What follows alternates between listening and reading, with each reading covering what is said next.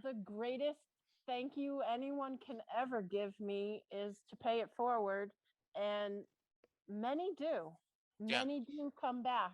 Even, you know, even the next year, um, someone who's benefited by receiving a ticket, they may not have the full price of another ticket. They may not be able to buy an extra ticket, but they can donate $25 and that helps offset the cost of someone's parking or childcare.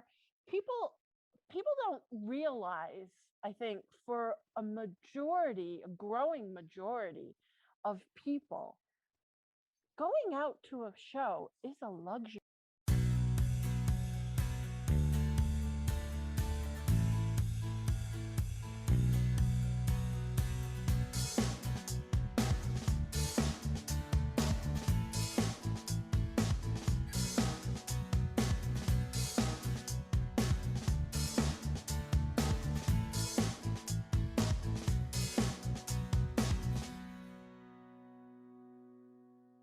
Hello, everyone, and welcome to a new episode of Set Listing Bruce, your podcast all about Bruce Springsteen, his music, mostly his fans.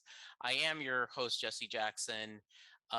We may get off topic and talk a little Ted Lasso. It is the September is my anniversary month, and Set Lusting Bruce cannot have an anniversary celebration without one of my dearest friends, my sister in all things Springsteen, one of my first few guests on Set Lusting Bruce, Donna from Bruce Funds. Donna, welcome back to the show. Jesse, where have all those years gone? I can't believe it. Congratulations, man, because you have been interviewing fans nonstop. Where do you get the energy? I I love it. Thank you, Donna. Well, I would say the same thing. You have been providing tickets for people that have never had a chance to see Bruce or have rarely seen Bruce, that have had financial and health issues. And even though you said that Broadway was too hot of a ticket and you were right away, like you put your hands up and like, okay, I've got to say right now, don't reach out to me. This is not Bruce Funds will not be involved in Broadway. You may have sort of told a fib, haven't you? What can I say? They pulled me back in. Yes. But that's something that we should get into about this fan base. Yeah. It's pretty special. It really is. And so, in case you have never heard a Set Listing Bruce episode before, in case you've never been on social media, um, Donna, share a little bit about yourself. I started in a community by chance in 2012. I started giving away my own personal extra ticket through the wonders of social media. Other people heard about it, thought it was a great idea, and we started pooling our efforts and getting extra tickets into the hands of fans who couldn't afford to go for one reason or another, health reasons, work related reasons, family reasons. So on three world tours, we helped over 600 fans around the world, and two runs of the Broadway show, we have helped 28 fans get to And see the show. and there's an episode, and I will send you to that, where we first talked about the origins. But and basically you had an extra ticket, and you said, okay, well, instead of trying to sell it, let me pass it forward. We take care of our own, right? And there are so many people, at the time, 2012, we're like, who knows if we'll ever get a tour again. little, here's Bruce, hold my beer, right? Like Literally. yeah, at 2012, it's like, well, we may not ever get a tour again. Let's get these people a chance to see. And I've been there. You and I we met in person in Nashville. And I've told the story that I was meeting you and a couple other fans. And Linda, my wife's like, "Are you nervous meeting people?" I'm like, "I'm the guy. They should be nervous about meeting me." And we all met at Nashville the night before the show. And I saw people just like, "Here, Donna, I have a couple of extra tickets for tomorrow night." Or, "Here's tickets for Chicago." They ended up extra tickets. And, and I I will say this with love in my heart, and I love, you know, that you do this in a positive way, right? Like, but you have shared with me, you know, you don't have to go to me to give the tickets. You could just, if you live in St. Louis, there are charities you could reach out to, to say, but it just I think people go to you because they know you take it serious. And Well, yeah, go yeah, ahead. I can say that after 3 world tours, I do have a bit of a network now developed. Yes. Um, in most of the cities, I do know community services I can go to. I Yeah. do have people sort of that that we've helped in the past who we can reach out to, Yeah. and your firefighter organizations, your veterans organizations. Now we can add healthcare organizations to that. Yeah. So I do take pride now that people feel they can trust I'm going to get it into the hands of number one, fans who really want to go, Yeah. and two, people who may not otherwise be able to go. Yeah. And, you know, we you make a point of not letting tickets go to waste, but you also and if you go, we will talk about it, the website, but frequently asked questions, you talk about, you know this service isn't for, well, I've seen him 87 times, I haven't been able to get a ticket you know in the Boston show, can you get me a ticket? Like, there are other websites and there are other Facebook groups that do that. This is truly someone who's never seen Bruce, or is maybe not seen him in 20 years, and someone who, like you said, a firefighter, a veteran, someone who, and especially right now, healthcare workers that are just angels. They are angels among us. They risk their lives every day, especially as this stupid pandemic won't go away. Um, and you and I and the only thanks you've ever gotten is the only thanks you've ever asked for is, if you had a good experience, write up something for the website so I can post it. And Bruce said, "Thank you, darling."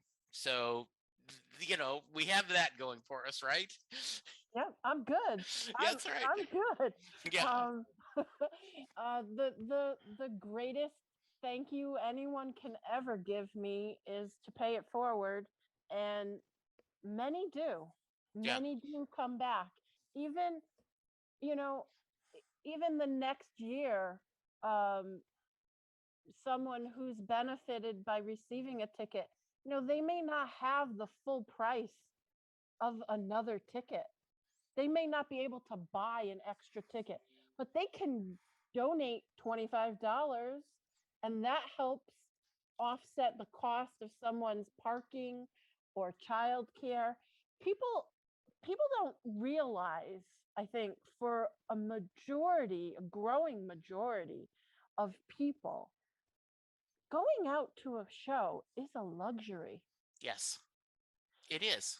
the parking, the childcare, the Yeah. transportation, perhaps an overnight stay at a hotel or even a motel. Yeah. I mean, that is a lot of money for many, many people. And I've said this before, and so if I'm repeating myself, listeners, I apologize. But the TV show Firefly, Malcolm Reynolds says, "We have done the impossible, and that makes us mighty." And we have, and together we are stronger. You know, I have not in the past had the financial to go buy a whole ticket to give to somebody. But I can say, okay, you know what? For the next 2 weeks or the next month, I'm not going to go to Starbucks, and I'm going to take the 25, $50 that I normally would have spent, and I'm going to send it to Donna with Bruce Funds. And you know what? Somebody sends $5, someone sends $10, and together, all of a sudden, you've got enough money that you can go and get tickets to someone, and have them. And I just, it is, this is such a simple thing, but, and I will start crying, and I don't want to make you cry, but there have been people who, not exaggerating, or have a fatal illness, and they barely have the energy to go forward. And because of you, and because of people who support you, we've been able to get them tickets, get them a limo, get them something, so that they have this experience together, the same way like Make a Wish happens. And except it's a Bruce. And we've talked about this many times, and I don't want to go on a rant, but you don't get support from Bruce Springsteen's, management team. You don't get free tickets from them. This is all just, we take care of our own people working together. Yep. And I just think that's something that you know not just you should be proud about. Anyone who's donated a ticket, given $5, retweeted the link. Like, well, I can't afford it right now, but I'm going to retweet this, and maybe somebody else hadn't seen this. It together we are mighty, and we've done the impossible. Absolutely. I mean, have I cannot do what I have done without the entire fan base talking about it, wearing T-shirts, handing out business cards, uh, or just sharing a link on social media. It's definitely a community effort, and I always say that the best thing that can happen is you just spread it by word of mouth and tell people about it. Since 2016, Jesse, Yeah. there are so many more Springsteen fans. Yes. I know we don't like to think about that because we're like, oh, that means so many more people are going to try to get tickets on the Yes. next tour. And it's hard enough to get a Springsteen ticket. But really, there are people out there who they've read the book, they've either seen the Broadway show live or they've watched it on Netflix, they've seen the Western Stars film, and they've heard the Western Stars live album, Yeah. and they've maybe heard the Letter to You. Yeah. That's a lot of new art from Bruce. Yeah. That people You're are like, absolutely oh, right. I need to see him. I need to see him Yeah. live. Yeah. And Well, they and haven't. They're not they, familiar with Bruce Funds. They have. yeah, They're like, they, what's Bruce Funds? yeah. So I And thank you for letting me talk about it. no, and there is I'm currently in a little bit of a online debate with a couple people. Someone quoted that they were disappointed in Bruce's output this year. And I replied, like, how? I mean, he did a podcast with the next president. They're making a book about it. He's guest starred on multiple people. He played at an inauguration. He has returned to Broadway. They've announced that there is a film of, and someone argued with me that, the 78, 79 was not the ultimate commercial success of the E Street Band. I would. I mean, this was right after, this 86, 88, 89, that's right after Born in the USA. That's as high as he's ever gone. We're getting a film for that, you know. Yeah, I guess we didn't get tracks two. I'm sorry. Boo hoo. But Donna, you remember when we would go 2 or 3 years and would hear nothing new. And this not even counting every month we get an archive release. An official that you're not going through looking for bootlegs trying to talk to people. This is an official release from them that's as clean and sound as possible. Like, what the hell else do you want from the man? I really only have to say I have one thing to contribute to this topic. Yeah.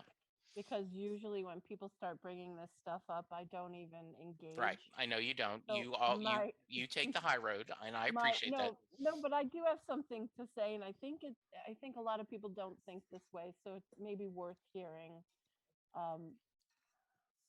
Someday there isn't going to be anything new. And can't we just appreciate the man is turning 72 and he's still creative? Yeah, and he still has all of his faculties, and he still wants to perform. He doesn't need to. No. Well, maybe he feels a artistic compulsion to create and share, but isn't that enough? I mean, I'm just glad the man's alive. Yeah, absolutely. And not to get morbid, how many of David Bowie fans would say, "Wow, I'd love a new David Bowie album"? A Tom Petty, I'm going in 2 weeks to see the Eagles. I'm very excited about Vince Gill filling in, but I'm not going to see him with Glenn Frey. He's not there. I'm not going to hear that voice. And that doesn't make us morbid. That's just the reality. None of us know how long we have left on this mortal plane, but you can safely assume, though his mom seems to show that there's some pretty strong genes there, but the road in front of him is less than the road behind him. I think that's true. And you felt that during the last tour, the River Tour. I felt like every night they were sitting there going, I can't believe we get to effing play together, and I'm going to have a blast. When you watch the Letter to You documentary, you could just see, them with their little pencils and legal pads, and they're like, I can't believe we get to record again. And how joyous to see, let's just get together and play. And I think I've shared this with you. I know I've shared it with my audience. I had Kalasunda, who does a bereavement podcast, and we were talking about loss. And I said, you should check out Letter to You. And she goes, okay, she will. And man, she emailed me back like 2 days later, like, oh my God, this album is all about loss. This is so, she goes, can I come back again and talk about it? Because it is. And that doesn't make it sad. In fact, I think it's a celebration of what we have done in the past and what we have ahead of us. And so I'm so grateful. And when the guy, I think it was a guy, said once on Facebook after Letter to You, he said, I sure wish he'd quit putting out new stuff because he's tarnishing his legacy. I went, okay, first off, F you. And two, understand, short of criminal, like something drastic, he can't tarnish his reputation by putting out new material. You don't like it? That's fine. That's your choice. But there's not a tarnish there with him stretching his creative muscle and giving us new material. Wow. Yeah. Yeah. Well said. So I do think it's funny, and as a kind of caption of some of the things that are frustrating me, and I promise we won't get too political, but there is a divide in this country that is very hard. And I was talking to someone, I said, we have got people arguing, not good naturedly waves or sways. I mean, I will be waves till you pull the dying gun out of my cold, dead hand. I'm like, really? Why do you care that much about a word in a song? But overall, most of the fandom, and so you wanted to talk a little bit about the fandom base, and I agree. 99% of these people, the fans, it's how I've been able to do over 700 episodes. It's how I was told, and I can't find proof of that, but someone DM'd me this weekend and said that one of the Bruce's Twitter accounts retweeted my, "Hey, I'm looking for guests." And I'm like, really? Because I couldn't find it. But I will tell you, I've had like over 100 people follow me on Twitter, and I have shows now booked to November of That's people wanting to talk to wonderful. me. Yeah. So um There so were several recent um uh fake Springsteen accounts. yes, so maybe that Maybe was one yeah, of one them. of them. Yeah, they thought it was. Of course, what Junior said, my buddy who does the How Many podcast with me, that thinks Santa Claus is Coming to Town is Bruce's number one song. He said the intern that runs Bruce's Twitter account accidentally retweeted it and then caught themselves and then deleted it really quickly. But before that intern caught it, a few people saw it. And I'm like, okay, that, I could see, That you know, works. that works. That works. Um, yeah. Is there, you mentioned out, is there, is there something you want to talk about this fan base that we haven't already said? Um, well, I would like to really give a general round of applause to the number of different groups that have really pulled together and supported their own. Yeah. The Spring Nuts come to mind. Yeah. And then, there used to be, and there still is, a, a bulletin board forum called BTX, which Yeah. stands for Backstreet's Ticket Exchange, Yeah. which many, many people younger than me and you do not Yeah. know exists. Yeah. And that's run by Backstreet's magazine, or Backstreet's online, Backstreet's dot Yeah. dot net. Um, and people always traded tickets for face value there. Right. And there's now a Facebook group that does the same sort of thing. And to me, those are the roots of what I knew as the fan base online. Yeah. And all of those people, all of those fans are very interested in doing the right thing for each other. Yes. And that is that is where I got my roots from. Yeah. That is where I got my foundation from. And so I am always very appreciative when I hear that people are helping each other out by making sure no one's getting scammed, by making sure no one's paying more than the price.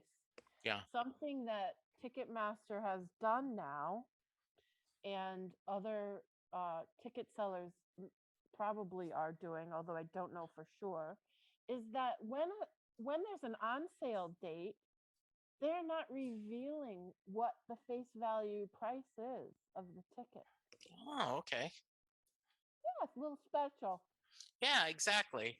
Um, I recently purchased tickets for a number of different shows, and it's it's maybe it's an artist's choice. I don't Yeah, know, but I've yet to see new tickets go on sale that had the face value of how much the tickets cost yeah, posted on the Ticketmaster page.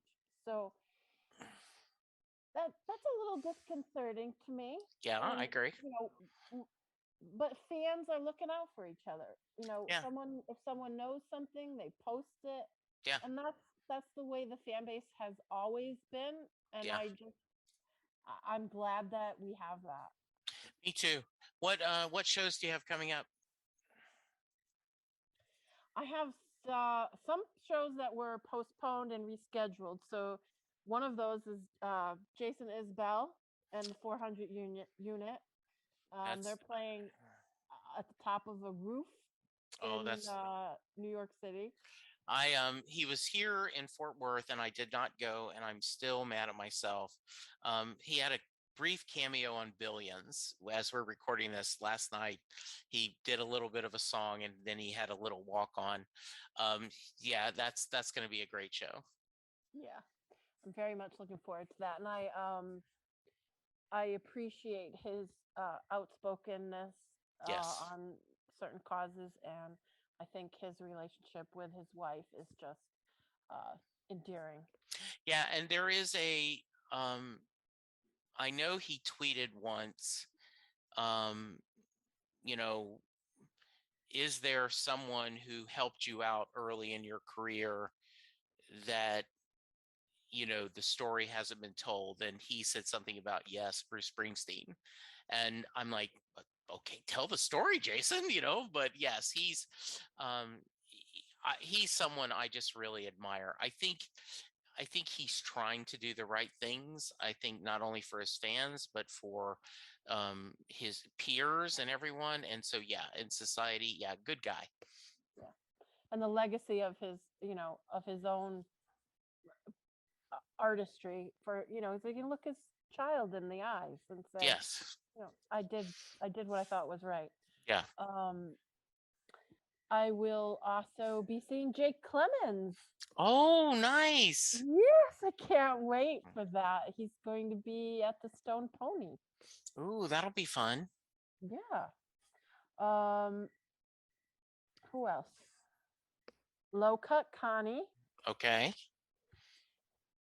They have really gotten me through the pandemic. Okay. They did weekly live streams. I know a lot of artists did Yeah. that, and it just resonated with me. Mm-hmm. Really filled my soul up. And I did see them before COVID, and to see them again after what we've endured is going to be quite a party as far as I'm Yeah, concerned. that's great. Yeah. That's good. Well, let's see. I just picked tickets for Lily Hyatt. I was going to see her before COVID. They canceled the show. I'm going to see her. I love her dad, John Hyatt, and I've Yeah. really loved her individual work. As I said, we're going to see the Eagles. Um, I've got um and what's hilarious, I'm going to see the Monkees. So Michael Nesmith and um Mickey Dolenz, um, and then a bunch of my buddies from the How Many crew reached out to me and said, "You've never seen Kiss. They're coming to Dallas. Let's go as a group." So we are all my buddies, and I know you listen to How Many, and you've been very kind when when you've been offended by us and when you loved us. We make you laugh. We sometimes tick you off, but you're always very sweet to us. So Gary and Bob and Junior and Scott and I are all going to see Kiss, and the 18-year-old Jesse Jackson, who loved Kiss Rock and Roll All Night and Destroyer, the inner Jesse is just excited. I ordered a Kiss t-shirt for me to wear to the show. I'm just, I know, I am so looking forward to seeing them. I think it will just be just epic. I love it. I love it. We should embrace everything we didn't get a chance to do when we were kids. Absolutely. Absolutely, yes. So I'm going to let you go shortly, but we have to spend a few minutes. Um, you are you have shared that you also love Ted Lasso. So talk to me a little bit. How did you find the show? And you know how I always go, how did you discover Bruce? And can you explain why it spoke to you? So how did you discover Ted Lasso? And can you explain why it spoke to you? Oh my goodness. That show is like a beacon. I Okay, how did I discover it? Well, I got Apple TV because of Bruce, Yeah, sure. and then I didn't let it go, Right. and I'm so glad I didn't let it go. Yeah. I I stumbled on the entire first season unwatched. So you can imagine Yeah. if you came to it episode by episode, imagine finding the entire first season. It was like Thanksgiving dinner. It was. I mean, I had the same thing. Someone had told me this show was pretty good. And so I had gotten Apple TV for All Mankind. I loved Ron Moore's Battlestar Galactica. I got that, and we had watched the morning show, and that was really good. And then I'm like, oh, good, Bruce is going to do a documentary. So someone had recommended Ted Lasso, and it was a Sunday, and I remember starting it, and I stayed up till like 1 a.m, even though I had to go to work the next morning, just because I couldn't stop watching. I mean, I had to watch the show. And Donna, I am not a fan of like Will Ferrell movies. I'm not a fan of like Anchorman or those, and so that's what I thought this was going to be, right? Like, okay, this is going to be that guy humor. And when I watched the first one, I'm like, well, that was kind of fun. And then when I Yeah. watched the second one, and you know, and the moment that totally sold it for me was when Trent from The Independent does that story about him. And he talks about they will be regulated, but I'm not going to find joy in it. And I went, this character truly is someone who cares about people and is trying to do the right thing. And He's the underdog. he is. It, for me, there's an element in the story writing and the way that it's filmed that reminds me a lot of Blinded by the Light, the movie. Yes, I could see that. In that it's a feel good story that some people might call a little cheesy. Yeah. But it has this wholesome message throughout with a side dish of sauciness. Yes. And that, quite honestly, I think the reason it works so well is because it's set in England. Yes. Yes, the fish out of water works perfect. And I don't know about you, Donna, but I would love, and Linda says this every time I watch, she goes, I would love to live in his apartment.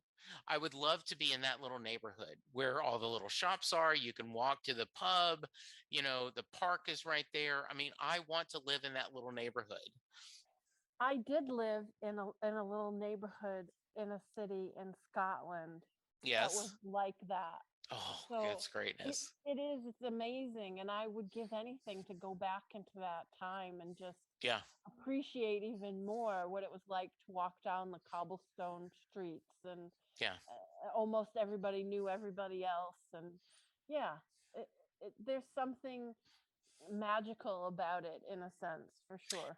And one of the things I talk a lot about this is like I did not expect Keely and Rebecca to become friends, but their friendship is so strong. And in the Bechtel test, right? Two women on stage, on screen having a conversation that's not about men. And Yep. they have that. They have a strong and they both bring skills to the thing, and they both bring a different things to the friendship. And um and they Keely and Roy's relationship was a slow burn, but they earned that romance, right? And I assume you're caught up on second season. I am. Okay. I mean, we don't want to give any No, spoilers no, out, no, but but they're really handling it well, and yeah, they're and they beautifully. yeah, and they and like we had Rebecca talked about her goddaughter in the first season, and we meet her the second season, and it could have been very easy, obnoxious teenage, just a teenager. And instead she's delightful. I'm like, oh, I want her back on stage. I want this. And Coach Beard and Nate's going through a journey that's very interesting. Yep. Um, The, and Go ahead. I was just going to say the characters could easily be one dimensional, Yes. and they're not.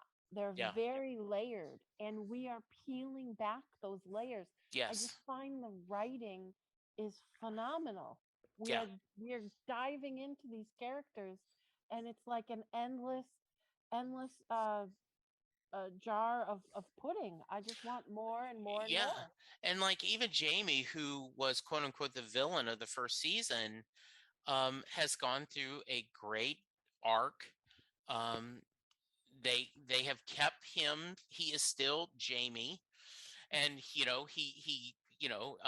there's a Christmas scene where God bless me, everyone, and he still is this selfish in a lot of ways player, but he's learned how to do things.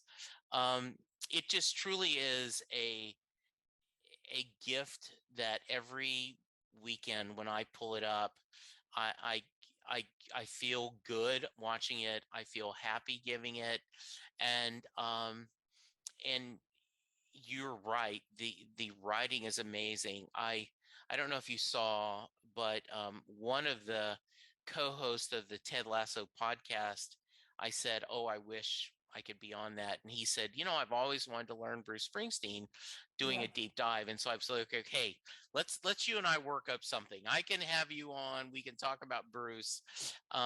It's I just hope that happens for you. Yeah, me too. It's just a little slice of perfection that, and even down to like May, the lady who owns the pub or runs the pub, Yeah. she has a very small part, but she's amazing in there. And so and um the guy, I just was talking to Tom and David about it. And like David said, there was a scene in this latest season where the three guys who are always screaming at the TV about soccer were watching a baking show, and they were just as animate. Passionate. Yeah. Yeah, it was just as passionate. So I just love it. I just love it so much. So, Beautiful little details. yes, Yeah. absolutely. Yeah. So Donna, if someone wants to reach you, what's the best way to do it? Well, I can say good thing the Broadway show's over. Yes. We helped 27 fans. People donated 27 tickets. It was something I never thought I would do. I'm taking a break. Yes. I'm designing some t-shirts. I'm going to put those up for sale. brucefunds.org. Yes. Yeah, and I wear proudly my Bruce Funds t-shirts. Thank you. And I absolutely adore it. And I do think that, I definitely will have you on again. We may wait to the end of Ted Lasso, and we'll do a spoiler. We'll do like, okay, spoiler. You like, if you guys have seen it, this is a spoiler heavy episode where you and I will just talk Ted Lasso. Um, I but love it. when 2021's tour is announced, we will definitely have you on again and talk about what we're going to do. 2022. Yeah, 2022. Thank you. Yes, yes. When we do 2022, my fingers are crossed. We're going to get a tour. There is. Um, I asked Peter Chianca this though, like, are we going to get? Are we going to get a kind of greatest hits tour, or will we get a heavy letter to you, like, because it's been over a year since the came out? I know I want to hear some Western Stars songs. I want to hear Letter to You. It's going to be interesting what Bruce, and who knows, he may put out something else before 2022 happens, right? I think he will. You think so? I think there's another E Street Band album to come. Yeah.